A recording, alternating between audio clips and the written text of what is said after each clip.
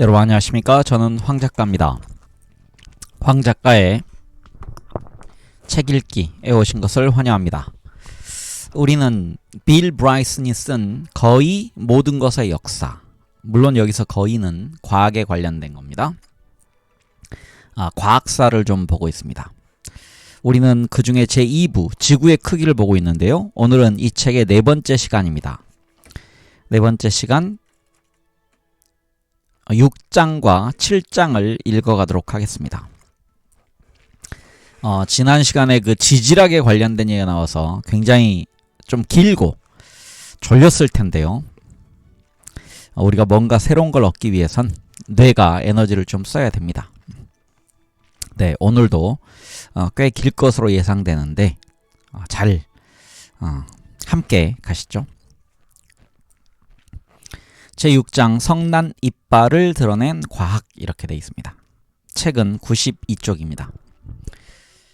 정확하게 누구였는지는 잊혀져 버렸지만 1787년 어떤 뉴저지 사람이 우드버리 크릭이라는 지역의 강 바닥에 솟아나 있는 거대한 대퇴골을 발견했다. 그 이골은 지금까지 알려진 어떤 종에게도 맞지 않았고 더욱이 뉴저지에 살던 생물이 아닌 것은 분명했다. 지금까지도 확인된 것이 거의 없기는 하지만 그 유골은 큰 오리 부리를 가진 공룡이었던 하드로사우루의 것이라고 여겨지고 있다. 당시에는 공룡이 알려져 있지 않았다. 그 유골은 미국의 최고 해부학자였던 카스파위스타 박사에게 보내졌고 그는 그해 가을 필라델피아에서 개최되었던 미국 철학회 총회에 그 사실을 보고했다. 불행하게도 위스타는 그 유골의 가치를 전혀 인식하지 못했고 다만 그것이 정말 거대한 동물의 유골이라는 정도의 사실만을 평범하고 조심스럽게 설명하고 말았다. 결국 그는 다른 사람보다 50년 앞서서 공룡을 발견할 수 있었던 기회를 놓쳐버린 셈이었다. 사실 아무도 관심을 가지지 않았던 그 유골은 창고에 처박혀 있다가 어디론가 사라져버렸다. 그러니까 그 유골은 최초로 발견되었으면서 가장 먼저 사라져버린 공룡 유골이 되었다. 당시 미국은 이미 몸집이 큰 고대 동물의 잔해에 대해서 흥분하고 있었기 때문에 사람들이 새로 발견된 유골에 대해서 관심이 없었던 것은 정말 놀랄 일이었다. 그런 유행은 앞에서 소개했던 프랑스의 위대한 박물학자 비퐁 백작의 이상한 주장 때문이었다. 그는 신세계의 모든 생물은 모든 면에서 구세계의 생물보다 열등하다고 주장했다. 광범위한 문제를 다룬 유명한 박물지에서 그는 아메리카가 물이 한 곳에 고여 있고 땅은 메마르고 짐승들은 크기도 작고 활기도 없으며 생물들은 썩어가는 습지와 햇볕이 들지 않는 숲에서 나는 고약한 냄새 때문에 약할 수밖에 없는 곳이라고 주장했다. 그런 환경에 사는 아메리카 원주민들이 활기가 없는 것도 당연했다. 비퐁의 사려 깊은 표현에 따르면 그들은 수염이나 채모도 없고 여성에 대한 관심도 없으며 그들의 생식기는 작고 허약하다. 비퐁의 그런 주장은 다른 학자들로부터 놀라울 정도로 열렬한 지지를 받게 되었다. 특히 아메리카의 자연을 본 적이 없는 사람들이 더욱 그랬다. 코밀드 파우는 유명한 아메리카에 대한 철학적 연구에서 아메리카 원주민 남성은 생식 능력이 보잘것없을 뿐만 아니라 남성답지 않은 정도가 지나쳐서 가슴에서 젖이 나올 정도라고 했다. 그런 주장은 믿을 수 없을 정도로 오랫동안 사라지지 않았고 유럽의 책에서는 19세기 말까지도 반복해서 등장했다. 그런 비방에 대해서 미국 사람들이 분개했던 것은 당연하다. 경로원 토머스 제퍼슨은 반박문을 버지니아 주 비망록에 발표했다. 그 내용을 제대로 이해하지 못하면 이상하게 보일 정도였다. 그는 뉴햄프셔의 친구 존 설리번 장군에게 20명의 군인을 북부의 숲으로 파견해서 비퐁에게 보낼 큰 사슴을 잡아주도록 요청하기도 했다. 아메리카 포유류의 몸집과 위험을 확실하게 보여주기 위해서였다. 적당한 사슴을 찾아내는 데에는 2주일이 걸렸다. 그러나 잡은 사슴은 제퍼슨이 바라던 멋진 뿔을 가지고 있지 않았다. 사려 깊었던 설리번은 고라니인지 숫사슴의 것인지를 알 수 없는 뿔을 함께 보내주었다. 프랑스 사람들이 도대체 어떻게 알 수 있겠는가? 그런 동안 위스타의 고향인 필라델피아의 박물학회들은 처음에는 위대한 아메리카 미확인 동물로 알려졌다가 훗날 매머드라고 잘못 확인되었던 코끼리를 닮은 동물에 유골을 끼워 맞추고 있었다. 그 유골들이 처음에는 켄터키의 빅본릭이라는 곳에서 발견되었지만 곧 이어서 미국 전역에서 발굴되었다.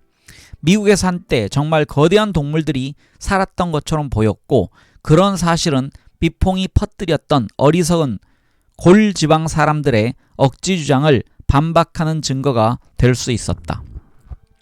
미국의 박물학회들은 미확인 동물의 거대함과 난폭함을 보여주고 싶은 욕심에 너무 집착해버렸다. 그들은 몸집을 6배나 크게 추정했고 무시무시한 발톱을 가지고 있었다고 주장했다. 실제로 그 발톱은 근처에서 발견된 거대한 육상 공룡인 메갈로닉스의 발톱이었다. 그 짐승이 호랑이와 같은 정도의 민첩함과 난폭함을 가지고 있다고 믿었던 그들은 바위 위에서 먹이를 잡으려고 고양이처럼 날쌔게 달려드는 모습을 그린 그림을 그리기도 했다. 그러나 훗날 엄니를 발견한 후에는 온갖 모양의 짐승 머리를 상상해야만 했다. 복원 작업에 참여했던 한 사람은 엄니를 거꾸로 세워서 퓨마의 송곳니처럼 붙여서 공격적인 모습이 되도록 만들어 보기도 했다. 엄니를 뒤쪽으로 휘어지게 붙인 후에 그 동물이 물속에서 살았다고 하기도 했고 그 엄니로 나무를 잡은 자세로 잠을 잤을 것이라는 흥미로운 주장을 하기도 했다. 그러나 미확인 동물에 대한 가장 적절한 결론은 그 동물이 멸종되었다는 것이었고 비퐁은 그것이 바로 자연이 퇴화되었음을 확실하게 보여주는 증거라고 즐거워했다. 비퐁은 1788년에 사망했지만 논란은 계속되었다. 촉망받던 화석 학자였던 젊고 권위적인 조르주 퀴비에가 1795년 파리에 도착한 유골들을 살펴보았다. 퀴비에는 이미 한 무더기에 흩어진 유골들을 순식간에 복원해서 사람들을 놀라게 했었다. 그는 이빨 한 개나 턱뼈 조각만 보면 그 동물의 모양과 성질을 설명할 수 있고 덤으로 그 동물의 종과 속을 알아낼 수 있는 경우도 있다고 알려져 있었다. 미국에서는 아무도 육중하게 움직이던 괴물의 모습을 알아낼 수 없었기 때문에 공식적으로 퀴비에가 그 발견자가 되었다. 그는 그 동물에게 놀랍게도 젖꼭지 이빨이라는 뜻을 가진 마스토돈이라는 이름을 붙였다. 논란에 흥미를 가지게 된 퀴비에는 1796년에 최초의 정식 멸종이론을 담은 현존 코끼리와 화석 코끼리의 종에 대한 기록이라는 기념비적인 논문을 발표했다.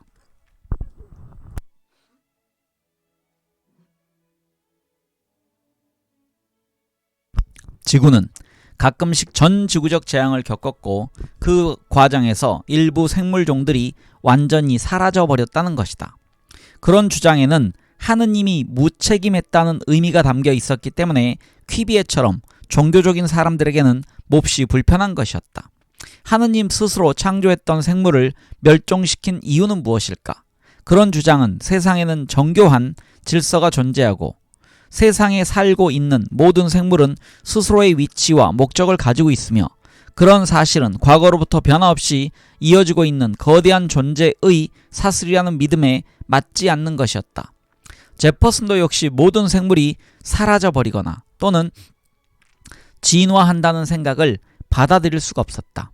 그래서 제퍼슨은 미시시피 건너로 용감한 탐사팀을 보내서 풍족한 평원에서 풀을 뜯고 있는 건강한 마스토돈을 비롯한 거대한 짐승 무리를 찾아내는 것이 과학적으로는 물론 정치적으로도 가치가 있는 일이라고 믿게 되었다. 제퍼슨의 개인 비서이면서 신뢰하던 친구였던 메리웨더 루이스가 탐사팀의 공동대표 겸 대표 박물학자로 선발되었다. 살아있거나 죽은 동물에서 무엇을 찾아보아야 할 것인가에 대해서 도움을 줄 조수로 선택된 사람이 다름 아닌 카스퍼 위스타였다. 권위적인 명사였던 퀴비에가 파리에서 자신의 멸종설을 주장하고 있던 같은 해의 같은 달에 영국 해협의 건너편에서는 이름이 알려져 있지 않았던 영국인이 화석의 가치에 대해서 훗날까지 큰 영향을 남긴 새로운 통찰력을 키워가고 있었다. 윌리엄 스미스는 서미시 콜 운하 건설 현장의 젊은 감독이었다. 1796년 1월 5일 서미시의 여관에 앉아있던 그는 그를 유명하게 만들어준 자신의 생각을 글로 쓰고 있었다. 암석을 이해하려면 상관관계를 밝혀줄 방법이 필요했다.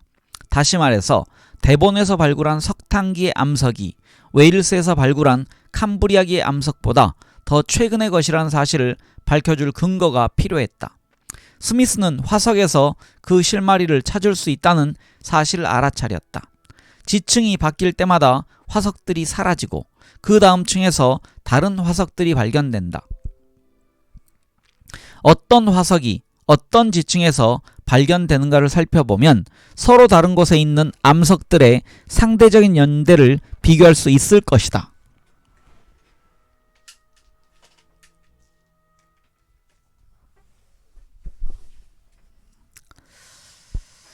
네, 제가 읽던 것을 잠깐 아답터를 연결하나 까먹었습니다.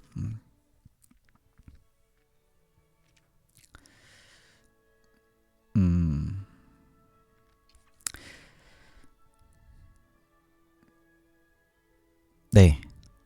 어떤 화석이 어떤 지층에서 발견되는가를 살펴보면 서로 다른 곳에 있는 암석들의 상대적인 연대를 비교할 수 있을 것이다.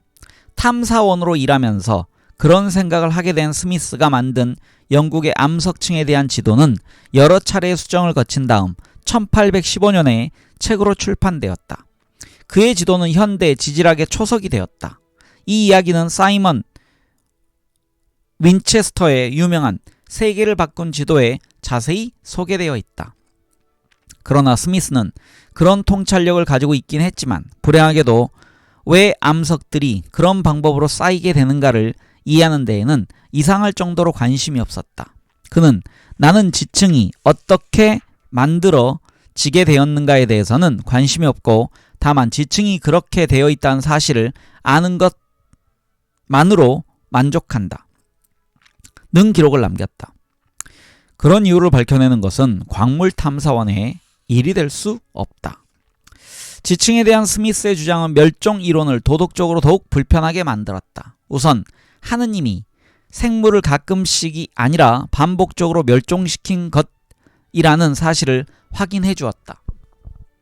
그렇다면 하느님은 단순히 경솔한 정도가 아니라 이상할 정도의 적개심을 가지고 있었던 셈이다. 또한 어떤 종은 멸종이 되었는데 어떻게 다른 종은 다음 지질 시대까지 아무 문제없이 생존할 수 있었는가도 설명이 필요하게 되었다. 멸종에는 성서에 나오는 노아의 홍수만으로는 설명할 수 없는 부분이 있는 것이 분명했다. 퀴비에는 스스로의 만족을 위해서 창세기에는 가장 최근에 있었던 홍수만 기록되어 있다고 주장함으로써 문제를 해결하려고 했다.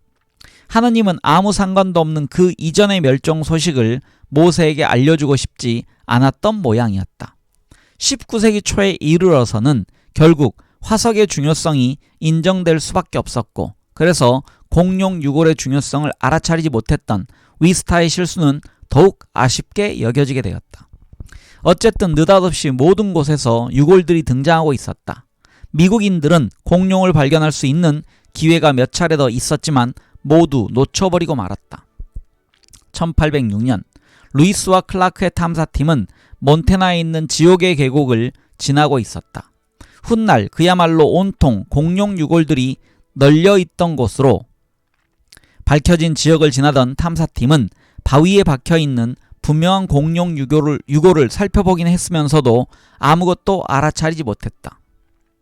플리너스 무디라는 시골 소년이 매사추세츠의 사우스 헤들리에 있는 오래된 암석 광산에 몰래 숨어 들어갔던 덕분에 뉴 잉글랜드의 코네티컷 강 계곡에서 다른 유골과 화석화된 발자국들이 발견되었다. 앙키사우루스의 유골을 비롯해서 그곳에서 발견된 유골들 중에 일부는 지금까지 보존되어서 예일의 피보디 박물관에 소장되어 있다. 1818년에 발굴되었던 유골들은 처음으로 검사를 거쳐서 보존된 것이었지만 불행하게도 1855년까지는 그 가치를 인정받지 못했다. 카스파 위스타는 1818년에 사망했지만 토마스 너탈이라는 식물학자가 멋진 덩굴 관목에 그의 이름을 붙여주어서 기대하지 못했던 불후의 명성을 얻게 되었다. 일부 청교도적인 식물학자들은 지금도 위스타리아라는 철자를 고집하고 있다. 네, 거기에 지금 각주가 하나 있는데요. 그게 뭐냐면 등나무 속을 위스테리아 또는 위스타리아라고 한다라고 되어 있습니다. 그러나 이 시기에 이르러서 화석학, 가로 열고 고생물학의 중심은 영국으로 옮겨갔다. 1812년 도싯 해안의 라임 레기스라는 지역에 살던 메리 애닝이라는 아주 특별한 어린이가 영국 해협의 가파르고 위험한 절벽에 묻혀있던 거대한 바다 괴물의 화석을 발견했다. 책에 따라서 당시 그녀의 나이는 11세, 12세 또는 13세였다고 하는데 길이가 5m나 되는 그 동물은 오늘날에는 이크티오사우루스라고 알려져 있다. 그 발견은 그녀의 놀라운 업적의 시작이었다. 그로부터 35년 동안 애닝은 관광객에게 수집한 화석을 판매했다. She sells seashells on the seashore. 그녀는 바닷가에서 바다조개를 판다라는 발음하기 어려운 유명한 우스갯소리가 그녀로부터 유래되었다는 이야기가 일반적이었다. 그녀는 또 다른 바다괴물인 플레시오사우루스도 역시 최초로 발견했고 최초이면서도 가장 완벽한 익수룡을 발견하기도 했다. 정확하게 말해서 이들은 모두 공룡은 아니었지만 당시 사람들은 공룡이 무엇인지 몰랐기 때문에 아무 문제가 되지 않았다. 언젠가 이 세상에 지금 우리가 알고 있는 것과는 전혀 다른 모습의 짐승들이 살고 있다는 사실을 알아낸 것만으로 충분했다. 화석 찾기에서 애닝을 당할 사람이 없기도 했지만 화석을 다치지 않고 정교하게 발굴하는 그녀의 능력이 더욱 중요했다. 만약 런던 자연사 박물관의 고대 해양 파충류관을 찾아볼 기회가 있으면 그녀가 어려운 조건에서 누구의 도움도 없이 가장 간단한 도구만을 사용해서 일으켰던 업적이 얼마나 굉장한 규모이고 얼마나 아름다운 것이었는가를 확인해 보기 바란다. 플레시오사우루스의 경우에는 그녀가 10년에 걸쳐 발굴한 것이다. 특별한 교육을 받지도 않았던 애닝이었지만 학술 연구에 충분할 정도의 정교한 그림과 설명을 남기기도 했다. 그러나 그녀의 기술이 뛰어나긴 했지만 그런 발견을 할 수 있는 기회는 흔치 않았기 때문에 그녀는 평생 가난하게 살아야만 했다. 아마도 메리 애닝은 화석학의 역사에서 가장 인정받지 못한 사람일 것이다. 그러나 그런 사람은 또 있었다. 그 사람은 서식스의 시골 의사였던 기드온 알거논 멘텔이었다. 호리호리한 멘텔은 허영심이 많고 자기 생각에만 빠져있고 까다롭고 가족을 돌보지 않는 등의 여러가지 단점을 가진 사람이었지만 그보다도 훌륭한 아마추어 화석학자는 없었을 것이다. 그의 부인의 헌신적이고 세심했던 것도 그에게는 행운이었다. 그의 부인이 헌신적이고 세심했던 것도 그에게는 행운이었다. 1822년 어느 날 그가 서식스의 시골로 왕진을 간 사이에 집 근처로 산보를 나갔던 멘텔의 부인은 구멍을 메우려고 쌓아둔 흙무더기 속에서 작은 호두알 정도의 구부러진 갈색 돌을 발견했다. 남편이 화석에 대해 관심이 많고 그것이 화석일 수도 있다는 생각을 했던 그녀는 그 돌을 남편에게 가져다 주었다. 멘텔은 즉시 그것이 화석화된 이빨이라는 사실을 알아차렸고 조금 더 살펴본 후에는 그 짐승이 초식 파충류였고 길이가 수십 미터나 될 정도로 거대했으며 백악기에 살았다는 사실을 알아냈다. 그가 알아낸 사실들은 모두 정확했지만 그때까지만 하더라도 누구도 그와 비슷한 것을 보거나 상상해 본 적이 없었기 때문에 그의 결론은 대단히 용감한 것이었다. 그는 자신의 발견이 과거에 대해서 알려진 사실들을 전부 뒤엎을 정도로 굉장한 것임을 알고 있었다. 더욱이 이미 인정을 받고 있었고 실험을 좋아했던 그의 친구 윌리엄 버클랜드가 조심하는 것이 좋겠다고 충고를 해주었기 때문에 멘텔은 3년 동안이나 그의 결론을 뒷받침해줄 증거를 찾아내려고 힘들게 노력해야만 했다. 그는 이빨을 파리의 퀴비에에게 보내서 의견을 물어보기도 했지만 위대한 프랑스 학자는 그것이 하마의 것이라면서 던져버렸다. 훗날 퀴비에는 자신답지 않았던 실수에 대해서 진정으로 사과를 했다. 런던의 헌터 박물관에서 연구를 하던 어느 날 그는 동료로부터 그 이빨이 자신이 연구하고 있던 남아메리카 이구아나 이빨과 흡사하다는 이야기를 들었다. 급히 비교해본 결과 정말 비슷했다. 그래서 멘텔이 발견한 동물은 아무 관계도 없지만 햇볕을 좋아하는 이구아나라는 도마뱀을 따라서 이구아노돈이라고 이름을 붙였다. 멘텔은 왕립학회에 발표한 논문을 준비했다. 다시 읽겠습니다. 멘텔은 왕립학회에 발표할 논문을 준비했다. 그러나 불행하게도 그때에 옥스포드셔의 돌산에서 또 다른 공룡이 발견되었다는 사실이 공식적으로 발표되었다. 그 사실을 밝힌 사람은 멘텔에게 서두르지 말라고 주의를 주었던 바로 그 버클랜드 목사였다. 그 공룡에게는 메갈로사우루스라는 이름이 붙여졌는데 실제로 버클랜드에게 그 이름을 추천해준 사람은 파킨스씨 병이라는 병을 처음 밝혀냈던 급진주의자 제임스 파킨슨 박사였다. 오늘날 버클랜드는 메갈로사우루스를 연구했던 지질학의 선구자로 기억되고 있다. 런던 지질학회 회보에 실렸던 그의 논문에 따르면 그 동물의 이빨은 도마뱀처럼 턱뼈에 직접 붙어있지 않고 악어처럼 치강 속에 꽂혀 있었다. 버클랜드는 그런 사실을 알아차렸지만 그것이 무엇을 뜻하는가는 몰랐다. 메갈로사우루스는 전혀 새로운 동물이었던 것이다. 그의 논문에서는 예리함이나 통찰력을 찾아보기 힘들었지만 공룡에 대한 최초의 공식적인 설명으로 인정을 받았다. 결국 공룡 발견의 공로는 멘텔이 아니라 그에게 돌아가 버렸다. 당시의 실망스러운 일 때문에 평생 괴로울 것이라는 사실을 짐작하지 못했던 멘텔은 계속해서 화석을 찾아다녔다. 1833년에 그는 또 다른 거물인 힐라에오사우루스를 찾아냈고 채석장 인부와 농부들로부터 화석을 구입했던 그는 영국에서 가장 많은 화석을 수집한 사람이 되었다. 멘텔은 훌륭한 의사였고 놀라운 유골 수집가였지만 그의 재능을 널리 인정받지는 못했다. 얼마 지나지 않아서 브리튼에 있던 그의 집은 화석으로 가득 차게 되었고 그의 수입은 대부분 화석 구입에 소비되었다. 그 자신을 빼면 아무도 관심을 가지지 않았던 책을 발간하는 데에도 상당한 비용이 들었다.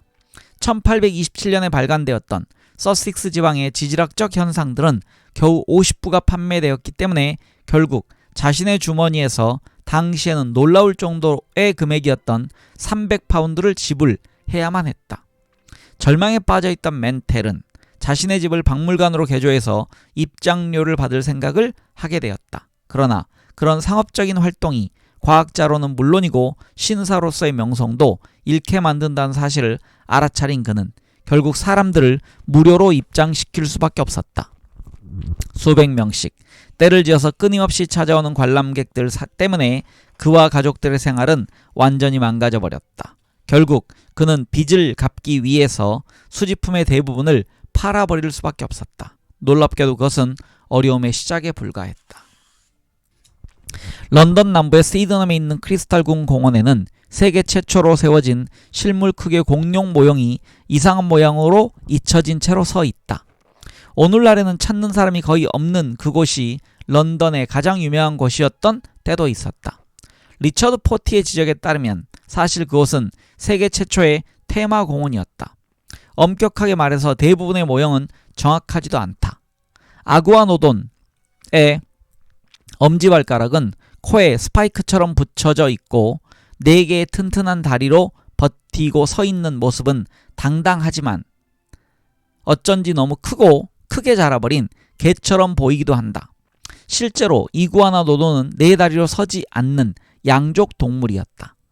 오늘날 그 모습을 보고서 당시 사람들이 그렇게 이상하고 쓸데없이 생긴 괴물 때문에 서로 싸우고 으르렁거렸다는 사실을 짐작하기는 어렵다. 그러나 실제로 그런 일이 있었다. 자연사에서 공룡이라고 알려진 고생물보다 더 격렬하고 지속적인 논쟁이 벌어졌던 경우는 찾아보기 어렵다. 시드넘은 공룡 모형을 제작할 당시에는 런던의 변두리였고, 넓은 공원은 1851년 대박람회가 열렸던 유리와 철로 만든 유명한 크리스탈궁을 짓기에 적당한 장소였다. 물론 공원의 이름도 그래서 붙여졌다. 콘크리트로 만든 공룡들은 일종의 덤이었던 셈이다. 1853년 설날 전야에는 미완성의 이구아노돈의 내부에서 21명의 훌륭한 과학자들이 유명한 저녁 만찬을 함께 했다. 그러나 이구아노돈을 발견하고 확인했던 기드온 멘텔은 초청을 받지 못했다. 상석에 앉은 사람은 당시 새로 태어난 화석학 분야에서 가장 잘 알려진 스타였다. 그의 이름은 리처드 오원이었고, 지난 몇 년 동안 그가 이룩한 훌륭한 업적 덕분에 기드온 멘텔의 삶은 지옥처럼 되어버렸다. 오원은 영국 북부 랭커스터에서 자라면서 의사수련을 받았다. 그는 타고난 해부학자였다. 자신의 일에 너무 빠져들었던 그는 불법으로 해부용 시체에서 팔다리와 장기 등을 몰래 집에 가져와서 여유를 가지고 해부를 해보기도 했다. 어느 날 방금 떼어낸 아프리카 흑인 선원의 머리를 넣은 가방을 메고 집으로 돌아가던 오원은 젖은 자갈에 미끄러져 넘어지면서 가방에 들어있던 머리가 길 위에 떨어져 어느 집 대문을 지나 현관 앞에 멈추어 서는 모습을 놀라서 바라보기도 했다. 떨어진 머리가 굴러와서 자신의 집 현관에 멈추어 서는 것을 본 주인이 무슨 말을 했을까는 짐작만 할 수 있을 뿐이다. 사색이 된 젊은이가 급하게 뛰어들어와서 아무 말 없이 머리를 집어들고 뛰어가는 모습을 멍하게 바라보고만 있었을 것이다. 오원은 21살이었던 1825년에 런던으로 옮겨와서 왕립외과대학에서 비싼 의학용과 해부용 표본을 정리하는 일을 하게 되었다. 대부분의 표본은 유명한 외과 의사였고, 의학적으로 관심이 될 만한 것이면 지칠 줄 모르고 어떤 것이든 수집했던 존 헌터의 연구실에서 기증한 것이었다.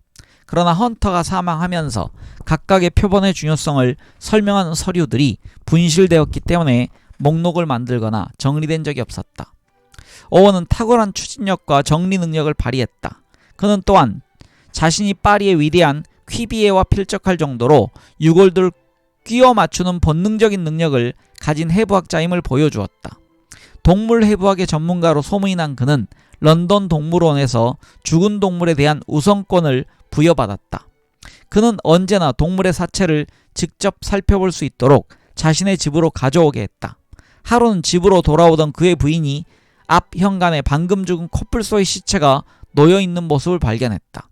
그는 모든 동물에 대한 전문가가 되었다. 그는 오리, 너구리와 가시두더지를 비롯한 새로 발견된 유대류에서 운 나쁜 도도새와 마오리족에 의해서 잡아먹히기 전까지는 뉴질랜드를 휩쓸던 모아스라는 멸종된 거대한 새에 이르기까지 살아있는 동물이나 멸종된 동물을 가리지 않았다. 그는 1861년에 바이에른 지방에서 발견되었던 시조새의 존재를 처음 보고했고, 최초로 도도새에 대한 비문을 쓰기도 했다. 그래서 비문은 묘비에 쓰는 문장입니다. 그는 평생에 걸쳐서 600편에 이르는 해부학 논문을 발표했다. 놀라운 성과였다. 그러나 오원은 공룡과 관련된 업적으로 널리 기억되고 있다. 그는 1841년에 공룡이라는 말을 처음 만들어냈다. 무시무시한 도마뱀이라는 뜻의 그 이름은 적절치 않은 것이었다. 오늘날 우리가 알고 있는 것처럼 모든 공룡이 고약하게 생기지는 않았다. 토끼보다 작고 수줍어하는 종류도 있었다. 그러나 더욱 심각한 문제는 공룡이 3천만 년이나 일찍 출현했던 도마뱀의 일종이 아니라는 사실이다. 오원은 그 동물이 파충류라는 사실을 알고 있었기 때문에 아주 좋은 그리스어인 헤르페톤이라는 말을 쓸 수도 있었을 텐데 왠지 그렇게 하지 않았다. 모든 공룡은 하나의 목에 속하지 않는다. 새의 꼬리를 가진 조밤목과 도마뱀의 꼬리를 가진 용밤목의 두 종류가 있다는 사실을 알아차리지 못했다. 그런 실수는 당시 표본이 많지 않았던 사실을 고려하면 이해할 만한 것이기도 했다. 여기서 목이라는 거는 사람의 목이 아니고요. 그 생물을 분류할 때 계문, 강목, 네, 그 밑에 이제 목 아래가 과가 되는 겁니다. 그리고 속, 그리고 그 밑에가 종. 오원은 매력적인 사람은 아니었다. 인물이나 성격이 모두 그랬다. 중년에 찍은 그의 사진을 보면 길고 곧은 머리카락과 튀어나온 눈은 빅토리아 시대를 그린 연속극에 등장할 것 같은 악한처럼 음흉하게 보인다. 아기들을 놀라게 할 정도였다. 냉정하고 오만했던 그는 자신의 야망을 위해서라면 아무것도 망설이지 않았다. 그는 찰스 다윈이 유일하게 싫어했던 사람이었다. 자살을 해버렸던 오원의 아들조차 자신의 아버지를 유감스러울 정도로 가슴이 차가운 사람이라고 했다. 해부학에 대한 놀라운 재능 덕분에 뻔뻔스러울 정도로 부정직했던 것도 문제가 되지 않았다.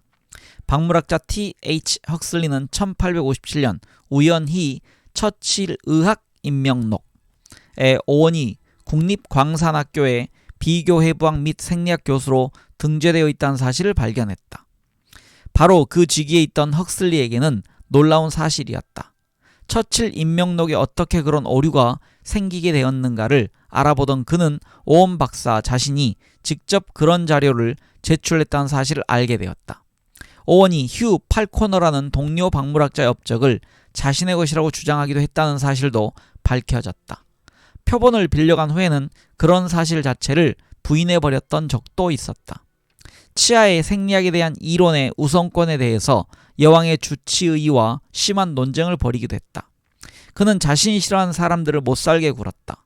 오원이 젊었을 때는 몰래 영향력을 발휘해서 로버트 그랜트라는 젊은이를 동물학회에서 내쫓아 버리기도 했다. 그의 유일한 문제는 장래가 촉망되는 해부학자였다는 것이었다. 갑자기 필요한 해부학의 표본을 얻을 수 없게 된 그랜트는 매우 놀랐다. 연구를 계속할 수 없게 된 그는 결국 의욕을 잃고 무명의 인물로 전락해버릴 수밖에 없었다. 그러나 오원이 기드온 멘텔보다 더 심하게 괴롭혔던 사람은 없었다. 아내, 아이들, 의사직, 그리고 애써 수집했던 화석들까지 모두 잃어버리는 불운에 빠진 멘텔은 런던으로 이사를 했다. 오원이 공룡의 정체를 밝혀내고 이름을 붙이는 영광을 누리기 시작했던 운명적인 1841년에 멘텔은 런던에서 엄청난 사고를 당했다. 마차를 타고 클램퍼 광장을 지나가던 그는 좌석에서 떨어지면서 고삐에 얽혀버렸는데 말들이 놀라서 달리는 바람에 그는 울퉁불퉁한 길 위로 마구 끌려가게 되었다. 그는 회복이 불가능할 정도로 심하게 척추를 다쳤다. 구부정하고 다리를 절게 된 그는 만성 통증에 시달리게 되었다. 오원은 멘텔의 불행을 그냥 넘기지 않았다. 기록에서 멘텔의 업적을 조직적으로 지우기 시작했다. 멘텔이 몇 년 전에 이름을 붙였던 생물종의 이름을 바꾸어서 마치 자신이 발견한 것처럼 꾸몄다. 오원은 왕립학회에서의 영향력을 이용해서 멘텔의 독창적인 논문의 출판을 거부해버리기도 했다.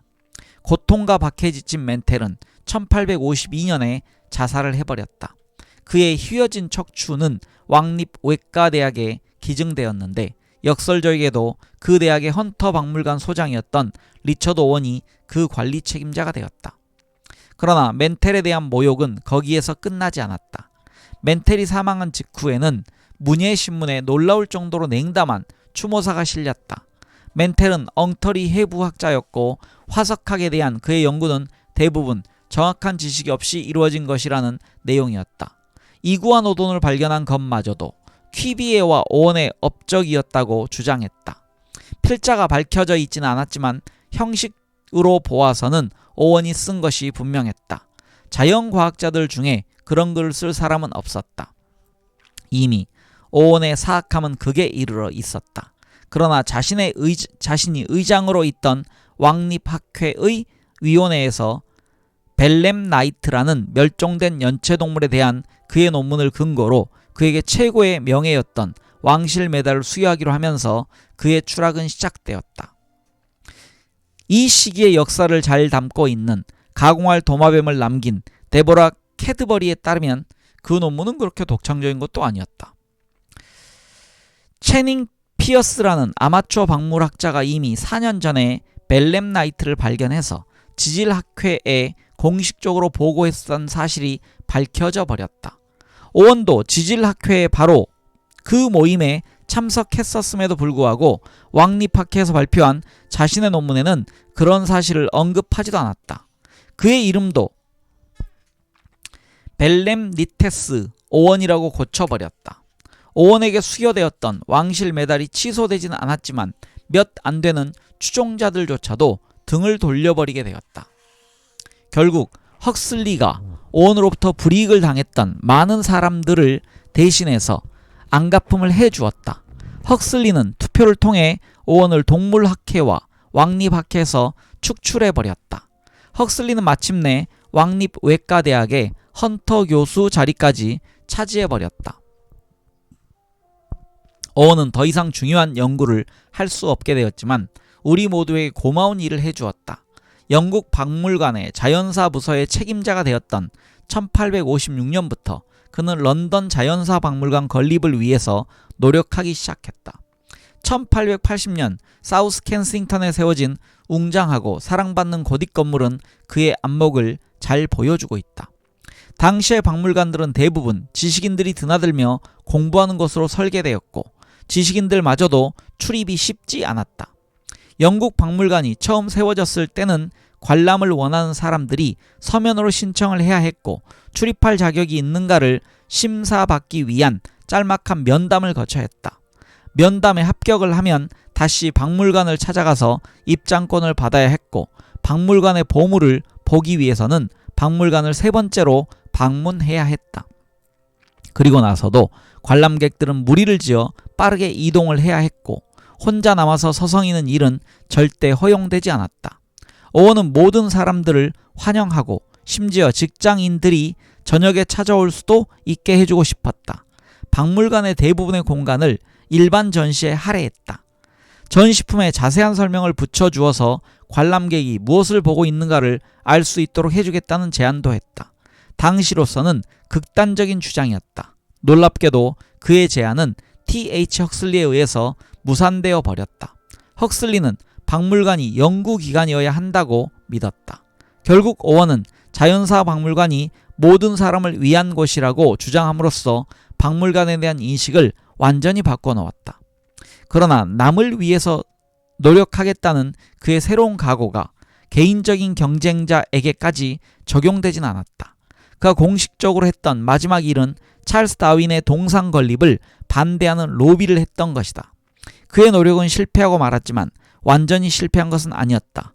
오늘날 오원의 동상은 자연사 박물관의 중앙홀에 있는 계단에 세워져 있지만 박물관 커피숍에 세워져 있어서 쉽게 찾을 수도 없는 다윈과 T.H. 헉슬리의 동상은 차를 마시고 잼 도넛을 먹는 사람들을 엄숙하게 내려다보고 있다. 당연히 리처드 오원의 속 좁은 다툼이 19세기 화석학의 가장 추한 모습이었다고 생각하겠지만 사실은 바다 건너로부터 최악의 상황이 다가오고 있었다. 세기 말이 다가오던 미국에서의 경쟁은 파괴적이라고 해야 할 정도로 악의적인 것이었다. 에드워드 드링커 코프와 오스니엘 찰스 마시라는 괴팍하고 무자비했던 두 사람 때문이었다. 두 사람은 닮은 점이 많았다. 그들은 성질이 고약했고 집요했으며 이기적이었고 걸핏하면 싸우려고 들었고 셈이 많았으며 남을 믿지 않았고 언제나 불행하다고 투덜거리는 사람들이었다. 화석학의 세계는 그런 두 사람의 경쟁까지 완전히 바뀌게 되었다. 다시 읽겠습니다. 화석학의 세계는 그런 두 사람의 경쟁으로 완전히 바뀌게 되었다. 처음엔 사이가 좋았던 두 사람은 화석에 상대방의 이름을 붙여주기도 할 정도로 서로 존경했고 1868년에는 일주일 동안 함께 일을 하기도 했다. 그러나 두 사람 사이에 알 수 없는 이유로 문제가 생긴 모양이었다. 다음 해부터 적대감을 나타내기 시작했던 그들은 그 후로 30년 동안은 서로 끔찍하게 증오하는 사이가 되어버렸다. 자연과학 분야에서 두 사람처럼 서로를 경멸하던 경우도 없었을 것이다. 8살이나 나이가 많았던 마시는 조용하고 학구적인 사람이었다. 단정한 수염을 기르고 깔끔한 성격을 가졌던 그는 탐사 여행을 좋아하지 않았고 화석을 찾아내는 데에도 능숙하지 못했다. 어떤 역사학자의 말에 따르면 그는 공룡 화석들이 나무 토막처럼 널려있는 와이오밍의 코모 블러프에 있는 유명한 공룡 유적지에서조차도 화석을 찾지 못했다. 그러나 그는 원하는 것은 무엇이나 구입할 능력이 있었다. 뉴욕 북부에 살던 그 농부의 아들이었던 그 자신은 넉넉한 편은 아니었지만 엄청난 부자이면서 너그러운 후원자였던 조지 피보디가 그의 아저씨였다. 마시가 자연사에 관심을 가지게 되었을 때 피보디는 예일에 짓고 있던 자신의 박물관을 마시가 좋아하는 것으로 채우도록 충분한 자금을 후원해 주었다. 아버지가 필라델피아에 부유한 사업가였던 코프는 더 직접적인 특권을 가지고 있었고 마시보다 훨씬 더 모험을 즐겼다. 조지 암스트롱 커스터의 부대가 몬태나의 리틀 비공 강의 전투에서 인디언들에게 참패를 당했던 1876년 여름에 코프는 그 근처에서 화석을 수집하고 있었다. 코프는 인디언의 땅에서 화석을 수집하기에 적절한 때가 아니라는 이야기를 듣고 나서도 아무 망설임 없이 작업을 계속했다. 작업을 포기하기에는 성과가 너무 좋았다. 틀니를 빼서 보여주어서 크로족을 물리치기도 했다. 10여 년 동안 서로 조용히 적대감을 표시하던 마시와 코프에게 1877년에 일이 터져버렸다. 그 해의 친구와 함께 모리슨 근처를 산책하던 아서 레이크스라는 콜로라도의 교사가 화석을 발견했다. 그것이 거대한 도마뱀의 화석이라는 사실을 알아차린 레이크스는 몇 개의 표본을 마시와 코프에게 보내주었다. 기분이 좋았던 코프는 레이크스에게 수고비로 $100를 보내면서 그 화석을 발견했다는 사실을 마시를 포함한 아무에게도 알리지 말아달라고 부탁했다. 어쩔 줄 몰랐던 레이크스는 마시에게 자신의 표본을 코프에게 전해주도록 요청했다. 마시는 레이크스의 요청을 따랐지만 그에게는 평생 잊을 수 없는 모욕이었다. 그 사건으로 시작된 두 사람의 전쟁은 더욱 신랄해졌고 음흉해졌으며 심지어 터무니없는 경우까지 생겼다. 발굴 현장에 숨어서 상대방에게 돌을 던지기도 했다. 마시의 나무 상자를 쇠 지렛대로 열던 코프가 현장에서 잡힌 경우도 있었다. 두 사람은 그를 통해서 서로에게 욕을 하고 상대방의 결과를 비하하기도 했다. 이 경우를 제외하면 증오를 통해서 과학이 빠르고 성공적으로 발전한 경우는 찾아보기 어려울 것이다. 두 사람의 노력으로 몇 년 안에 미국에서 발견된 공룡 화석의 수는 9개에서 거의 150개까지 늘어났다. 스테고사우루스, 브론토사우루스, 디플로도쿠스, 트리케라톱스처럼 오늘날 우리가 알고 있는 대부분의 공룡들은 그 두 사람에 의해서 발견되었다. 그러나 너무 서두르던 두 사람은 새로 발견한 것이 이미 발견됐던 것과 같은 경우가 있다는 사실을 알아차리지 못하기도 했다. 두 사람은 우인타테레스 앙케푸스라는 종을 적어도 22차례나 발견하기도 했다. 엉망으로 뒤섞인 분류를 정리하는 데에 몇 년이 걸렸다. 아직까지 정리되지 못한 것도 있다. 두 사람 중에서 코프가 과학계에서 훨씬 더 유명했다. 숨이 막힐 정도로 부지런했던 코프는 대략 1400편의 논문을 통해서 공룡을 포함해서 1300종의 새로운 화석을 발굴해냈다. 논문의 수와 발굴했던 화석의 수가 모두 마시의 2배에 가까웠다. 코프가 말년에 다른 일에 몰두하지 않았더라면 더 많은 성과를 거둘 수 있었을 것이다. 그러나 1875년에 유산을 물려받은 그는 미련하게도 은에 투자를 해서 모든 재산을 탕진해버렸다. 그는 책과 논문과 화석으로 가득했던 필라델피아 판자촌의 단칸방에서 지내야만 했다. 반면에 마씨는 뉴헤이번의 화려한 저택에서 말년을 보냈다. 코프는 1897년에 사망했고 마씨는 그로부터 2년 후에 사망했다. 코프는 말년에 또 다른 흥미거리를 찾았다. 그는 진심으로 자신이 호모사피엔스의 기준 표본으로 선정되길 바랐다. 다시 말해서 자신의 유골이 인류를 대표하는 공식적인 것으로 인정받고 싶었다. 최초로 발견된 유골이 그 종의 기준 표본이 되는 것이 일반적이었지만 인간의 경우에는 최초로 발견된 유골이 존재하지 않으므로 기준 표본이 설정되어 있지 않았고 그 자리를 코프 자신이 차지하고 싶었던 것이다. 이상하기도 하고 쓸데도 없는 희망이었지만 아무도 반대할 명분을 찾지 못했다. 코프는 자신의 유골을 카스파 위스타의 후손들에 의해서 세워진 필라델피아의 학술단체였던 위스타 연구소에 기증하려고 했다. 그러나 그가 죽은 후에 준비되었던 유골에는 매독의 초기 증상이 발견되었기 때문에 인간의 기준 표본으로 선정될 수가 없었다. 결국 코프의 청원에도 불구하고 그의 유골은 지금까지도 조용히 보관되고 있다. 아직도 현생 인류의 기준 표본은 존재하지 않는다. 이 극적인 이야기의 등장인물이었던 오원은 코프나 마시보다 몇 년 앞선 1892년에 사망했다. 말년에 정신병에 걸렸던 버클랜드는 멘텔이 사고를 당했던 곳에서 그리 멀지 않은 클래펌의 정신병원에서 추위에 떨다가 죽었다. 멘텔의 휘어진 척추는 거의 100년 가까이 헌터 박물관에 전시되어 있다가 다행스럽게도 독일군의 대폭격으로 흔적도 없이 사라져버렸다. 멘텔이 사망한 후에 남아있던 그의 몇몇 유품들은 자식들에게 상속되었고 1840년에 뉴질랜드로 이민 갔던 아들 월터에 의해서 그곳으로 옮겨졌다. 월터는 유명한 키위로 원주민청의 관리가 되었다. 여기서 키위란 얘기는 뉴질랜드 사람이란 뜻입니다. 그는 1865년에 유명한 이구아노돈의 이빨을 비롯한 아버지의 유품들을 오늘날 뉴질랜드 박물관이 된 웰링턴의 콜로니얼 박물관에 기증했다. 그 유물들의 대다수는 지금도 그곳에 전시되어 있다. 그러나 모든 것의 시작이었고 화석학에서 가장 중요한 이빨이 되어버린 이구아노돈의 이빨은 일반인에게 공개되지 않고 있다. 물론 19세기의 위대한 화석 사냥꾼들이 죽었다고 해서 공룡 사냥이 끝난 것은 아니었다. 사실은 놀랍게도 이제 막 시작되었다고 보아야 한다. 코프와 마시가 사망했던 해의 중간에 해당했던 1898년에는 당시까지 밝혀졌던 어떤 화석보다도 더 중요한 화석이 발견되었다. 마시가 주로 찾아다녔던 와이오밍의 코모 블러프에서 몇 킬로미터 떨어지지 않은 본 케빈 채석장에서의 일이었다. 주목을 받게 되었다는 표현이 더 적절할 수도 있다.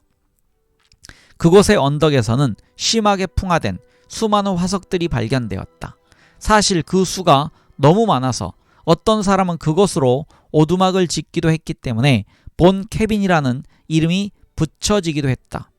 첫 두 해 동안에 5만 킬로그램의 고대 유물이 발굴되었고 그 후로 5, 6년 동안에 수만 톤이 더 발굴되었다. 20세기에 들어서면서 화석학자들은 거의 몇 톤에 이르는 고대 화석을 확보하게 되었다. 그러나 그때까지도 그 화석들이 얼마나 오래된 것인가를 확인할 수 없었던 것이 문제였다.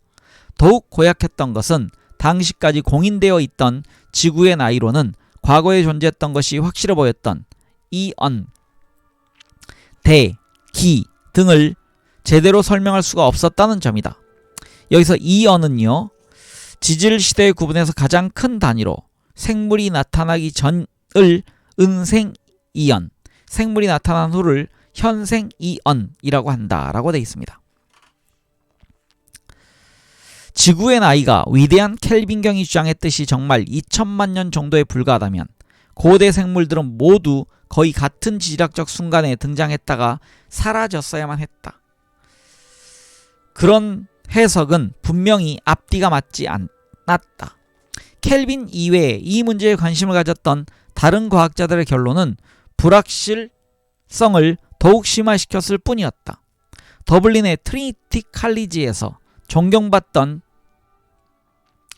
지질학자였던 세뮤얼 호터는 지구의 나이가 다른 사람의 추정치를 훨씬 뛰어넘는 23억 년이라고 주장했다.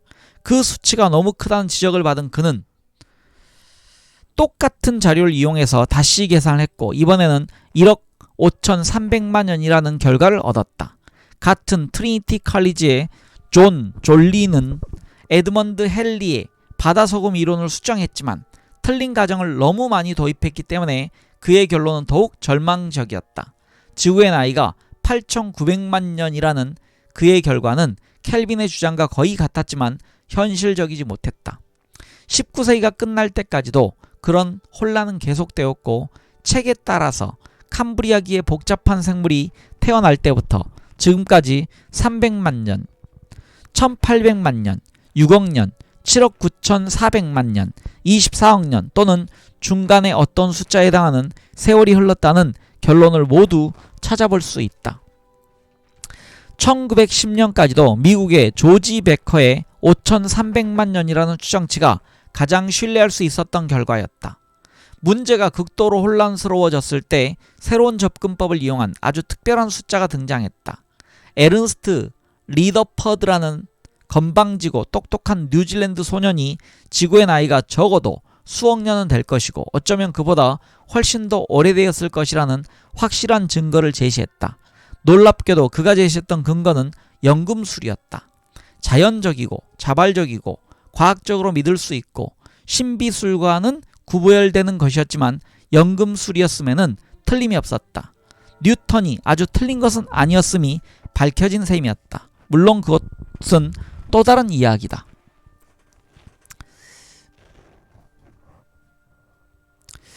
네, 제가요 뒤에 그 장과 함께 읽으려 했지만 이 지금 책에 한 장을 읽는 게 굉장히 시간적으로 50분이 넘는 것 같습니다. 그래서 제가 이 뒷부분을 장별로 읽어나가는 쪽으로 전환을 해야 될 것 같습니다. 그래서 제7장 근원적인 물질은 다음 시간에 읽도록 하겠습니다. 네, 이렇게 해서 이 책에 파일들이 많이 좀 예상했던 것보다 늘어나겠지만 저는 한 장 한 장이 재밌는데 여러분들은 어떤지 잘 모르겠습니다. 함께 흥미를 가져보시기 바랍니다. 네, 함께 해주신 많은 분들 깊이 감사드립니다. 행복한 하루 보내십시오.